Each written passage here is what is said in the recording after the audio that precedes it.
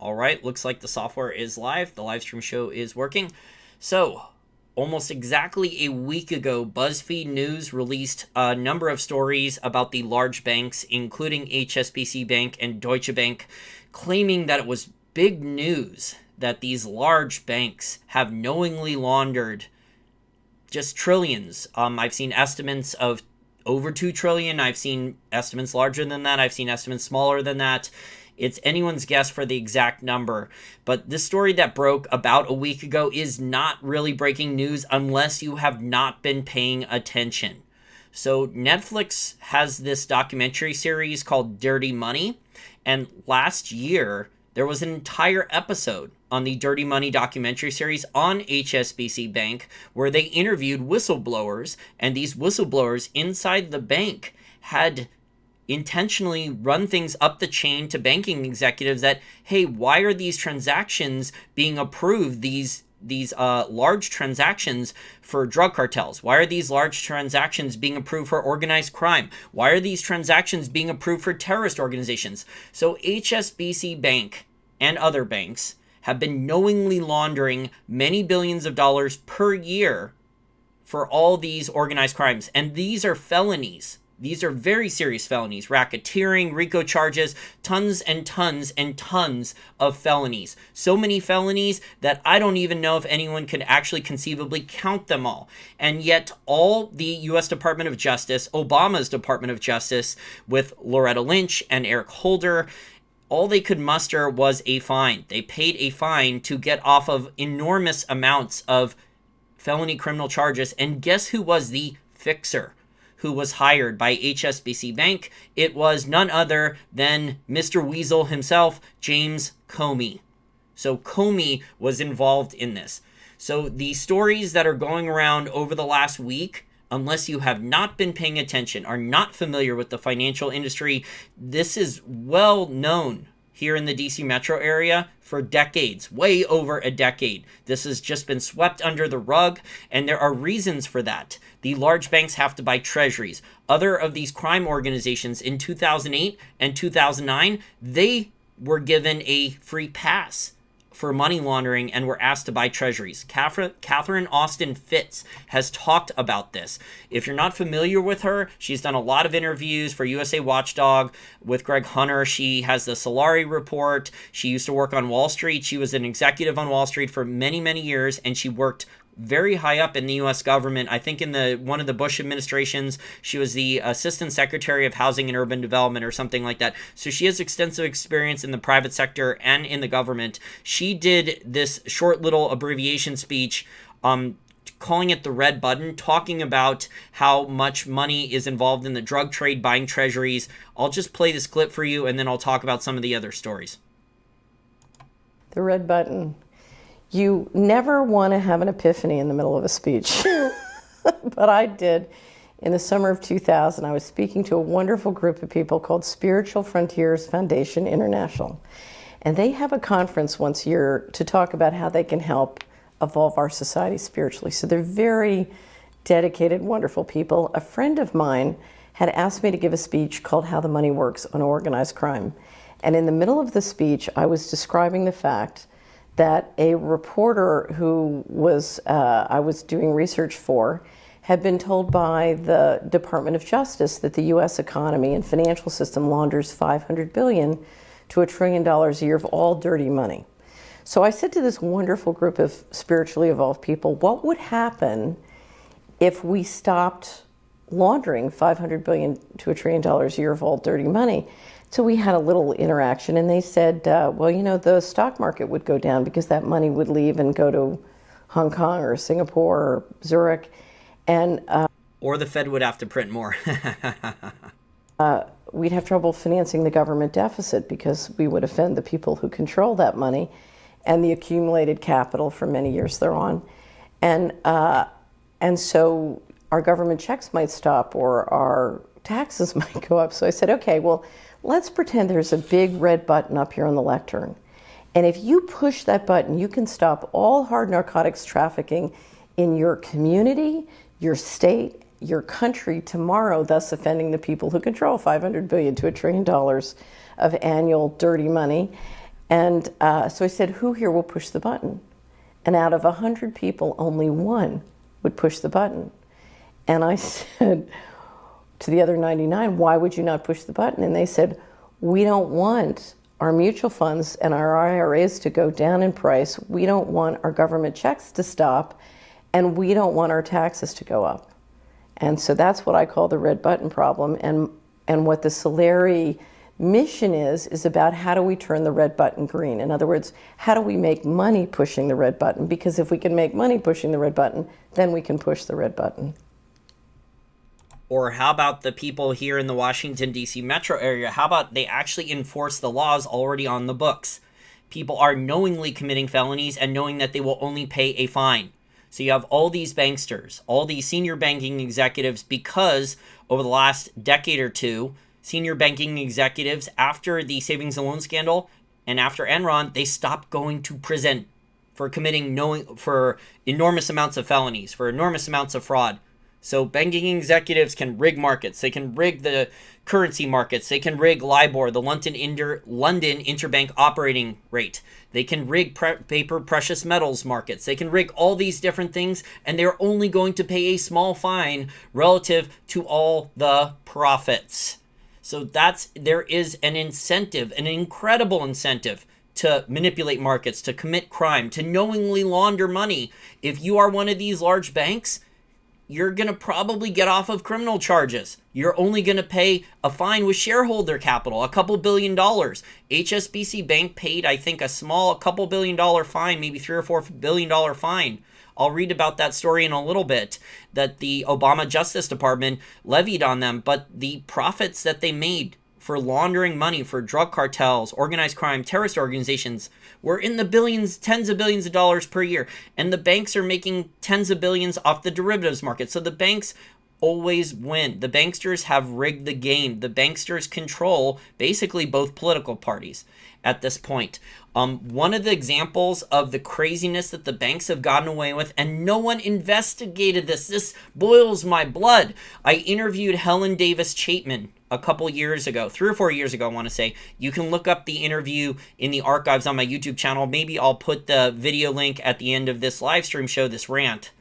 And what she said in the interview was insane. First of all, if you're not familiar with her, she's a well-respected lawyer in New York City, and she was a victim of the Bernie Madoff Ponzi scheme. So she had been promised that those 10% per year easy returns from Bernie Madoff's fraudulent options trading scheme, the split strike conversion, even though there wasn't anywhere near the amount of options trades that Bernie Madoff claimed, the fraud could have been proven in a couple minutes. Harry Markopolos, the whistleblower, you want to read about it? Read the book, No One Would Listen. It is an amazing book by a whistleblower. Harry Markopolos, he put a mountain of evidence in front of regulators, in front of the Securities and Exchange Commission and others. And he put it in front, a mountain of evidence in front of Jim Cramer and others. And of course they did nothing. Anyways, Helen Davis Chapman, she received a phone call randomly. Guess who called her? It was Bernie Madoff. Because Bernie Madoff wanted Helen Davis Chapman, who was one of his Ponzi scheme victims, to represent him, to defend him against the government. And guess what Madoff said?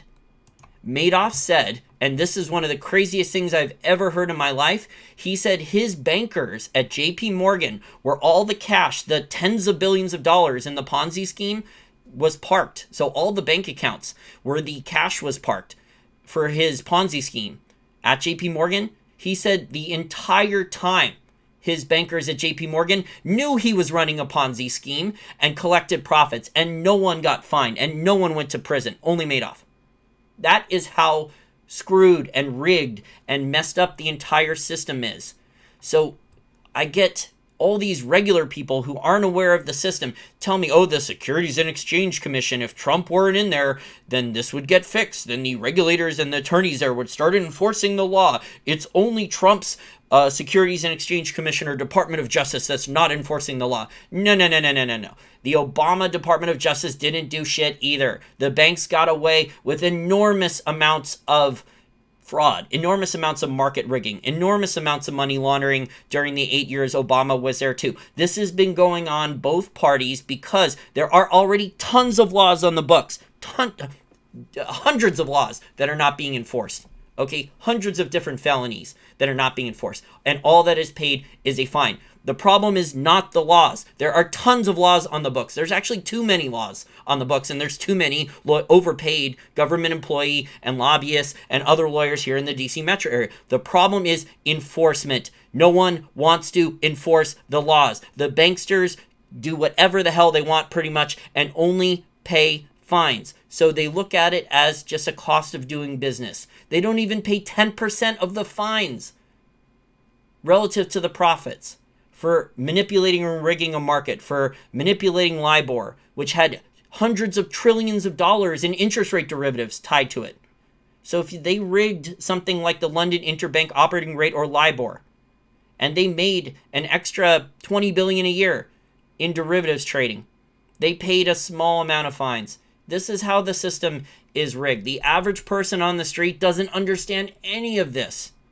They think that the right politician will come in here and will clean things up. And the system here in DC, the swamp creatures, the government employees, they don't, most of them anyway. There are some good government employees here who want to try to enforce the law. Unfortunately, a lot of them get weeded out. They get bullied out because there's a spoil system. There's too much profits to be made. There's too many high-paying jobs after you leave the public sector here in the DC metro area to go and work on Wall Street for a Wall Street law firm. The revolving door that Loretta Lynch and Eric Holder and James Comey and others were involved in. So global banks seek to contain damage over $2 trillion of suspicious transfers. Global banks faced a fresh scandal about dirty money last Monday as they sought to limit the fallout from a cache of leaked documents showing they transferred more than $2 trillion in suspected funds over nearly 2 decades. Britain-based HSBC Holdings, Standard Chartered, both of those banks are on the Chinese Communist Party's naughty list because they dropped a dime to help them get off of criminal charges for knowingly laundering all this money because they handed over evidence against Huawei and the Huawei CFO. The Standard Chartered and Barclays, Germany's Deutsche Bank, Commerce. The other one about Deutsche Bank, before I forget, is there is a lot of articles, and I will attach a few of them in the information and description section here, with Deutsche Bank's dirty dealings with Jeffrey Epstein and the Clinton Foundation. So Epstein claimed that he was telling all these people for years, and there's lots of stories out that he was this great investor and he was an expert currency trader. There's actually no proof of that in any of his investment filings, that he was good at any investing really, or any currency trading. So he was involved in some type of market manipulation as well as what looks like a blackmail for pay scheme with with very rich and powerful people, and Deutsche Bank was involved in that. So I have a number of articles about that as well. So the Clinton Foundation, Jeffrey Epstein, and others. But okay, back to the article before I get really, really pissed and can't read anymore. U.S. headquarters, Commerce Bank out of Germany, U.S. headquartered J.P. Morgan Chase, which, according to Bernie Madoff himself, knew he was running a Ponzi scheme the entire time and didn't care because they were collecting billions of dollars in fees from all that cash and in his bank accounts. Bank of New York Mellon were among the leaders named leaders of crime, the banksters. People said they like my voiceover, so I'm going to try to move a couple extra ones in there. And I didn't practice that one. We're among the lenders named in the report by the International Consortium of Investigative Journalists, which were probably not done here in the U.S., and based on leaked documents obtained by BuzzFeed News. The report was based on 2,100 leaked suspicious activity reports, or SARs, covering transactions between 1999 and 2017, filed by banks and other financial firms with the U.S. Department of Treasury's Financial Crimes Enforcement Network.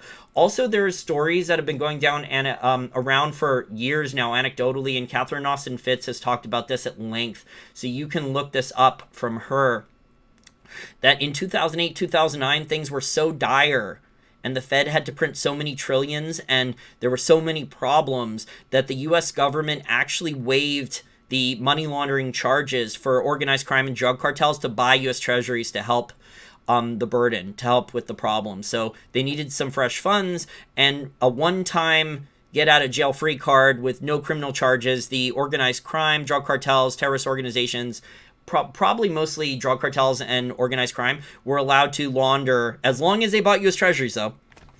Banks are required.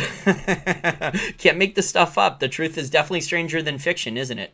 Banks are required to file an SAR whenever handling funds that cause grounds for suspicion of criminal activity, but the senior banking executives can just waive that, because we know this from the documentary, the Dirty Money documentary, with the whistleblower testimony, where he was talking about in the interview last year that he red flagged all these transactions. They were all red flagged in the system, and he said he went and questioned his bosses, middle management, upper management, why were these approved, and then he was fired.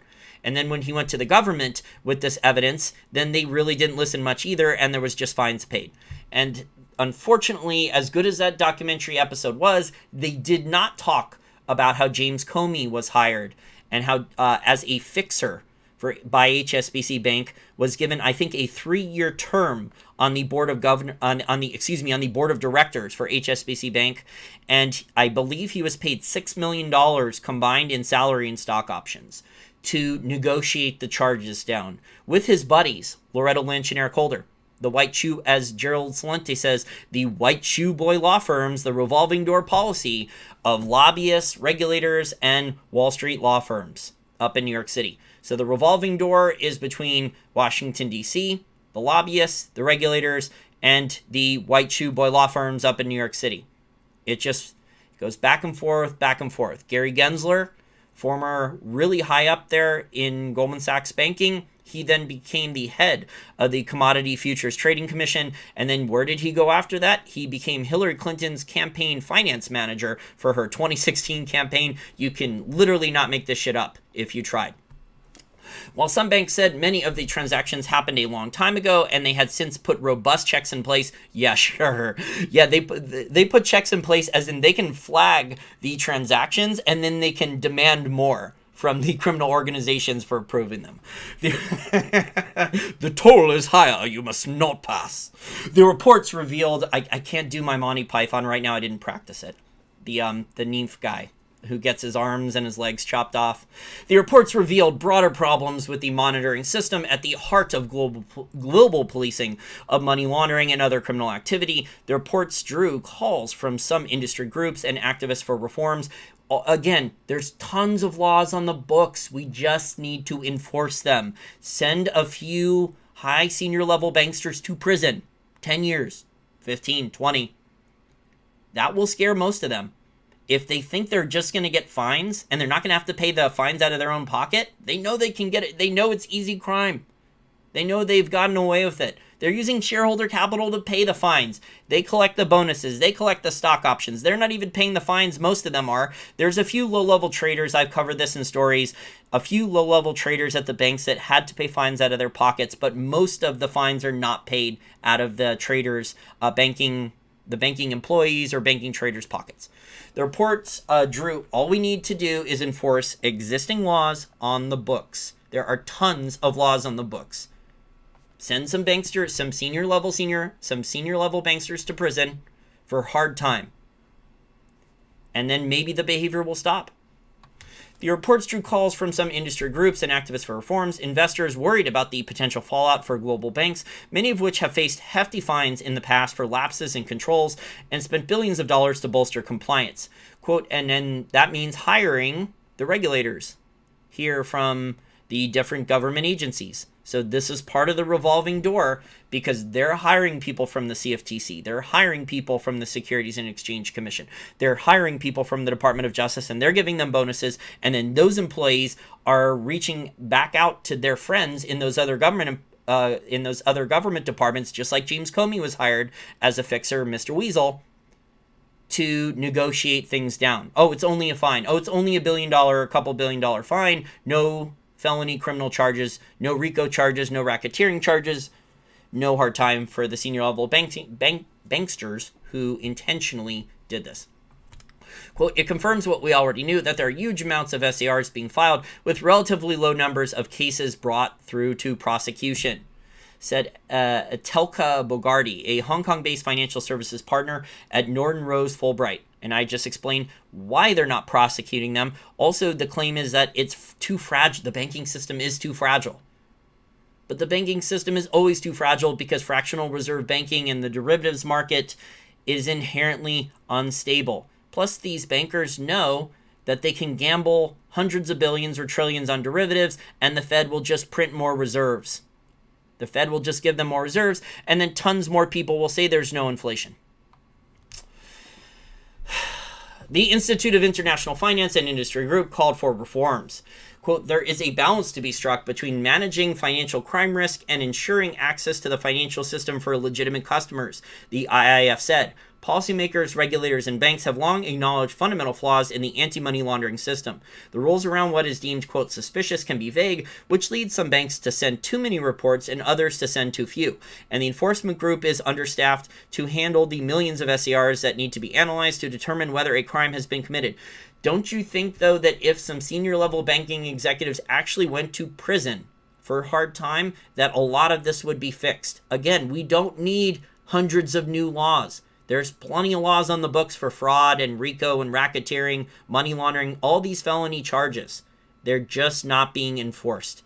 So if there was some senior banking executives that were put in prison, maybe the behavior would at least slow down. I don't know if it would be stopped, but it would at least be slowed down. Hopefully. So let me try to pull out, okay, Comey goes to HSBC. In 2013, the largest Bank of England, HSBC Holdings, was deep into a scandal. Investigations by federal authorities and law enforcement had revealed that for years, HSBC Bank had been laundering billions of dollars for Mexican drug cartels, channeling money for Saudi banks who are financing terrorism, moving money for Iran in violation of the sanctions, and other major criminal activity. HSBC Bank's criminality was pervasive and deliberate by the bank and its officials. HSBC was a huge Clinton Foundation contributor, many millions of dollars throughout the investigation, and it's in air quotes, and I love it. And Bill Clinton was being paid large personal fees for speaking at HSBC Bank events, while Hillary Clinton was Secretary of State. Eric Holder and the the President Obama Justice Department did what they were paid to do and let HSBC Bank off the hook for a paltry $1.2 billion fine paid by its shareholders, not by banking executives. Not one director, officer, or management member at HSBC Bank was fired or charged with any criminal activity. Exactly when everyone involved with HSBC Bank, including the Clintons and all of their donors, were being let off without penalty and cover had to be provided to HSBC, James Comey was appointed as a board of director of the bank and member of the board of HSBC in the middle of the fallout from the scandal. Comey was part of the effort to cover up the scandal and make HSBC respectable again. And he was paid an enormous amount of money to help fix things. With his buddies in the Department of Justice, his good friends, Loretta Lynch and Eric Holder and other friends. Do you understand how the game of fraud works? There's tons of articles here if you want to read about it. It's really, really messed up. And it's been going on for at least a couple decades. Probably longer than that. But the people in DC are well aware of this for a couple decades now. It's just way too profitable for everyone involved. Because if you're a regulator and you don't prosecute, you have a chance to make double, triple, maybe even more than that a couple years later in the private sector, working for a lobbyist firm, for a bank, working for a white shoe boy law firm as a partner, making enormous sums of money if you play the game the right way. That is how broken and corrupt the system is. That is how bad the swamp is. The swamp creatures here in the Washington, D.C. metro area. So there's tons of money available to the people in the D.C. metro area if they play the game the right way, which means you don't prosecute the banks. So welcome to Dystopia. The rest of the articles will be below this video in the information and description section. Again, I don't want to go into all the details. There's tons and tons of them. The more you read about this, it is eye-opening. It is the cold, hard truth. But it is very, very, very depressing. And it probably will get worse before it gets better, unfortunately. Oh, and capitalism will be blamed for all this. despite how there's all these laws on the books for fraud and felony money laundering and racketeering, capitalism will still be blamed.